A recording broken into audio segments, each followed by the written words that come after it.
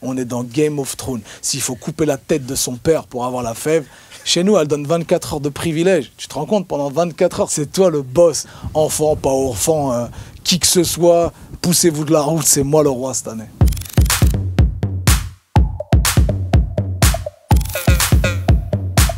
Je suis en 2008 pour faire la couverture d'un magazine qui s'appelait Rap Mag, qui a disparu aujourd'hui, paix à son âme. Et donc on va là-bas pour rencontrer Saïd Tagmaoui pour faire tout un dossier. Et lui doit voir à ce moment-là Christian Audigier et Polnareff. Et je vois Michel Polnareff sans ses lunettes. Je tombe par terre, c'est une autre personne. C'est Maître Gims le mec, vraiment. Quand il enlève ses lunettes, c'est quelqu'un d'autre. On se retrouve dans une Maybach avec des rideaux. Ça m'avait marqué. C'est les baraques qui ont des rideaux, c'est pas les voitures. Et on se retrouve à écouter un morceau qui s'intitule I'm Muslim, Don't Panic. Africain de ta peau, dis-leur don't panique. Musulman de ta foi, dis-leur don't panique. Dans la Maybach de Christian Audigier, qui bouge la tête, pas en rythme du tout. Juste le contexte posé comme ça, pour moi, c'est une anecdote de fou. Alors pour resituer, Denis Mukwege, c'est un médecin au Congo. On l'appelle l'homme qui répare les femmes. Il s'emploie à réparer les organes génitaux des femmes qui ont été violées dans des zones de guerre. J'en ai fait un titre. Je soigne le sexe faible, du mal fait par les mâles. Ici les hommes m'appellent l'homme qui restaure nos femmes. Et ça fait partie de mes grandes inspirations. Je l'ai rencontré au Havre une fois parce qu'il était là pour un forum. Et il m'a invité ensuite à Oslo et c'est une grande fierté pour moi d'avoir pu assister à une cérémonie de remise du prix Nobel de la paix et surtout de voir le docteur Mukwege avoir une stature internationale aujourd'hui.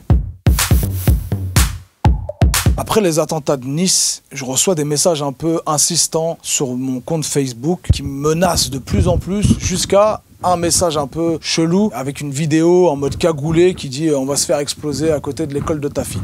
Du coup, je vais au Comico, il remonte l'adresse IP, il le pète en mode GIGN, ils sont deux, il les ramène au tribunal peut-être 2 mois plus tard, comparution très rapide. Et moi, je vais au tribunal parce que j'ai reçu une convocation, je m'assois sans savoir que le gars qui m'avait envoyé une vidéo, il était à côté de moi. Et vient le moment de mon procès, il l'appelle à la barre. Moi, je le regarde marcher, un petit gringalet comme ça, tu vois, pas méchant, tu vois. Limite, j'avais de l'empathie pour lui, quoi. Il va à la barre et le gars déballe, dit non, mais nous, c'était un canular, ce qu'on voulait faire. On kiffe grave les albums de Medine, on les a tous. Il y a ma sœur qui est là, qui est convertie à l'islam. Alors déjà, le rapport avec moi, ma sœur qui est là, convertie à l'islam, cherche-le. Le procès se termine, le gars il écope de 1 mois de sursis, l'autre qui n'était pas là, ils lui ont mis le max parce qu'il n'était pas venu. Je sors du tribunal, le gars vient me voir à la fin avec sa sœur. Il me dit quoi? Ça te dérange pas qu'on fasse un selfie? Tu m'as niqué ma journée, tu m'as niqué une après-midi, j'ai été au commissariat, j'ai été plainté. Non, je fais pas ce selfie. Et je suis parti. C'est dans mon grenier à seum ça. De temps en temps, je le ressors, je le regarde, je dis « Ah ouais, les bâtards !» Ils m'ont interdit de jouer au Bataclan. Dans mon grenier à Somme, il y a une salle de concert qui m'a déprogrammé un soir dans le Grand Est. C'est vrai que ça tombait la même semaine qu'une salle nouvelle. Un connard de Daesh avait tiré sur le marché de Noël. Jusqu'à ce que je refasse le Bataclan, ça ne partira jamais. Mais j'ai peu d'espoir que moi, je fasse le Bataclan. Je ferai la première partie de mon fils Massoud au Bataclan. J'ai rencontré le neveu du commandant Massoud en Suisse récemment et c'est très symbolique pour moi parce que le commandant Massoud fait partie des figures que j'affectionne particulièrement. J'ai lu ses biographies, j'ai regardé beaucoup de reportages sur le commandant Massoud. J'ai appelé mon fils Massoud pour vous dire à quel point j'affectionne ce personnage historique. Une approche de l'islam comme je l'aime, avec beaucoup de spiritualité, ancrée dans un monde moderne. Et donc j'ai reçu un magnifique pakol qui est un chapeau afghan. Ça ressemble à un espèce de béret en fait, ayant appartenu à Massoud de la main de son neveu qui lui-même la tenait de la main du fils de Massoud. C'est un peu mon disque d'or à moi.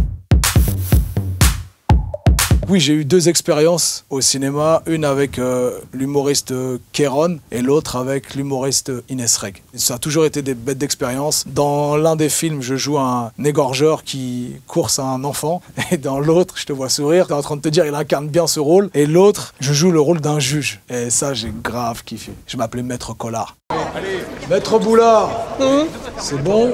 On peut y aller? J'espère qu'un jour, un grand scénariste, un grand réalisateur viendra me voir et m'offrira un rôle avec Sylvester Stallone, s'il vous plaît. Sans tricherie, frère. Les urnes ne sont pas truquées. Vous pouvez mettre tous les huissiers possibles autour de moi. Chaque année, c'est moi qui ai la fève. Déjà, en fait, faut pas avoir de limite. Faut vraiment être dans un complot assumé. Faut pas être genre, les enfants, ça va leur faire mal de pas avoir la fève. Non, on est dans Game of Thrones. S'il faut couper la tête de son père pour avoir la fève, chez nous, elle donne 24 heures de privilège. Tu te rends compte, pendant 24 heures, c'est toi le boss. Donc, forcément, moi, je m'assois pas sur 24 heures de privilège. Enfant, pas enfant, qui que ce soit, poussez-vous de la route, c'est moi le roi cette année. Dominique.